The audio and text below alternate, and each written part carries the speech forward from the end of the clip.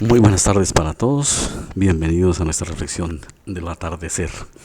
Y voy a retomar una pericopa que se me quedó pendiente, un pasaje de Romanos 9, gracias a alguien de nuestros hermanos que me hizo caer en cuenta. Vamos a reflexionar sobre ella, es la porción tomada del capítulo 9, los versículos 30 al 33.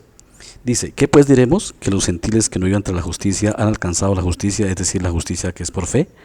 Mas Israel, que iba tras una ley de justicia, no la alcanzó. ¿Por qué? Porque iban tras ella no por fe, sino por obras de la ley.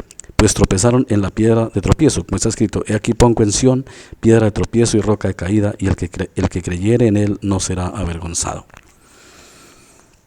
En este pasaje encontramos lo que en nuestra tradición luterana se llama la ley y el evangelio. Una exposición del evangelio. El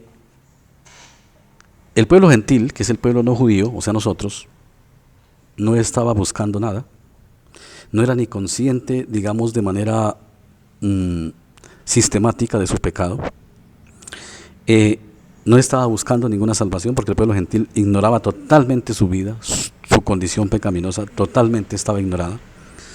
Recordemos que el que nos hace ver nuestra realidad es las Sagradas Escrituras, es la predicación de las Escrituras, es la que nos hace ver quiénes somos, pero los gentiles estaban ajenos a las promesas, como dice San Pablo, entonces no había ningún anuncio en ellos, ni conciencia, porque pues no había sido predicado ni la ley ni el evangelio. Pero ellos que no iban tras ninguna justicia la encontraron. O sea, Dios envió a sus apóstoles como Pablo al pueblo gentil y dice, ellos han alcanzado la justicia, esto es la fe en Cristo. Es decir, la justicia que es por la fe, dice el texto. O sea, la justificación de la que hemos venido hablando. Entonces, nosotros sabemos que por misericordia Dios nos trajo a nosotros, los que no somos judíos, la salvación mediante la fe, mediante la predicación del evangelio. Nos ha llegado a nosotros la justicia de las obras. Es por la ley, pero la justicia de la fe es en Cristo. Dice, mas Israel que iba tras una ley de justicia no la alcanzó. O sea, la ley, los 10 mandamientos, la ley de Moisés fue dada al pueblo de Israel. ¿Para qué? Para que alcanzara justicia, o sea, para que fueran perfectos al cumplirla, pero no la alcanzaron. Entonces se pregunta el apóstol, ¿por qué no la alcanzaron? Dice, porque iban tras ella no por fe, sino como por obras de la ley, pues tropezaron en la piedra de tropiezo. Entonces el pueblo de Israel no alcanzó la justicia delante de Dios porque era por medio del cumplimiento de la ley y no pudo. En cambio el pueblo gentil llegó a la justicia por la fe. Ahora, San Pablo está dejándole claro a su pueblo, porque este es un tema para el pueblo de Israel, en primer lugar, claro que para nosotros también, pero en primer lugar en su contexto para el pueblo de Israel dice, miren, los gentiles que no son el pueblo escogido por Dios, hoy son el pueblo escogido por Dios por la fe, en la fe de Abraham, por medio de la fe.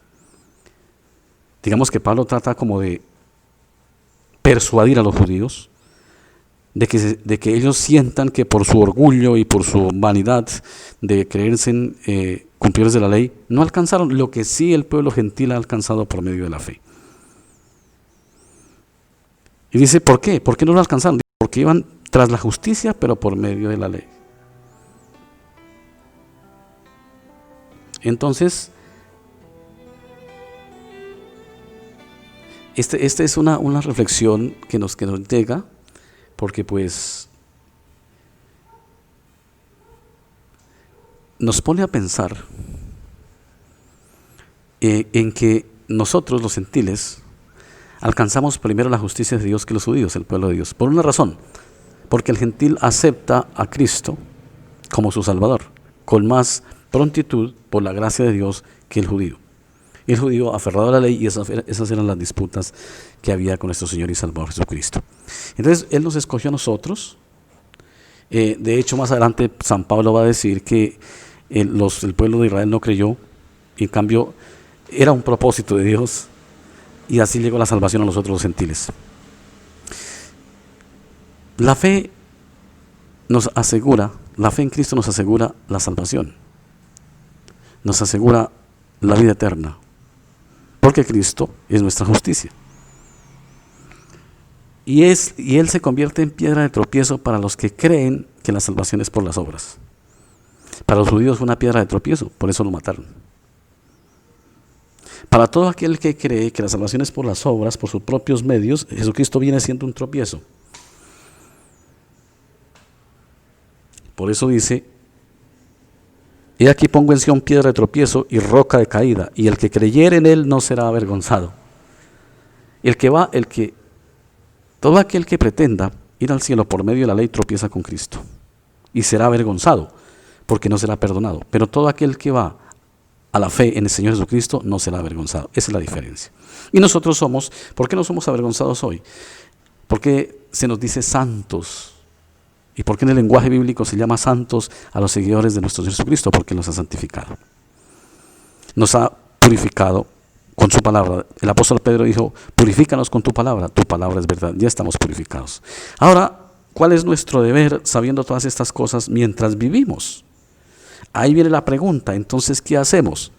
Y ahí viene la pregunta obvia. Entonces, porque todo está ya resuelto, todo está ya hecho, podemos vivir de cualquier manera, o como decimos en el vulgo común, como querramos o como se nos venga en gana. La respuesta, por supuesto, es que no. Porque nosotros estamos llamados a dar testimonio de nuestra fe. Y no hay otra manera de dar testimonio de nuestra fe a la gente que haciendo el bien, que dejando de hacer el mal. Por dos razones. Porque si hacemos el mal no damos testimonio y nos dañamos la vida nosotros mismos. El borracho no da testimonio y se hace daño a sí mismo.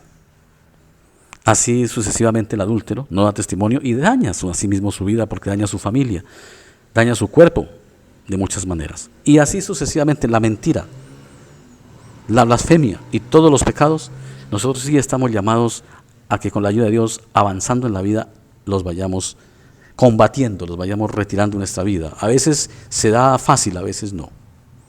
Pero todo se puede en el poder de Dios. Pero nuestra lucha es por dejarlo.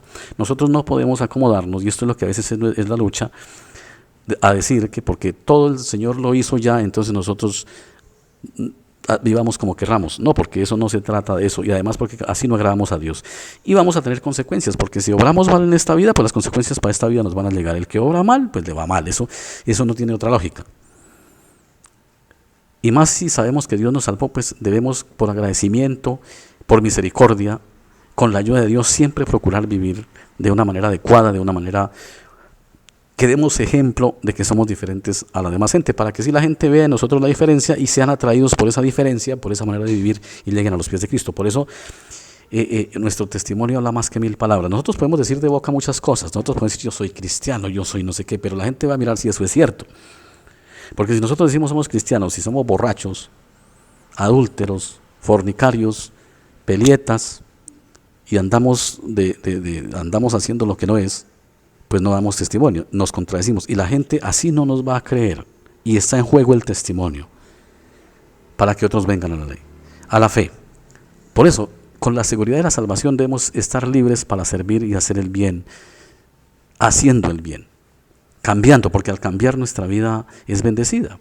Porque el que deja el alcohol, el que deja de ser infiel, o la que deja de ser infiel, porque eso está en ambos géneros, en ambos sexos, pues arregla su hogar. El que es infiel daña su hogar. El que es borracho daña su hogar, daña su vida, hasta lo matan por ahí.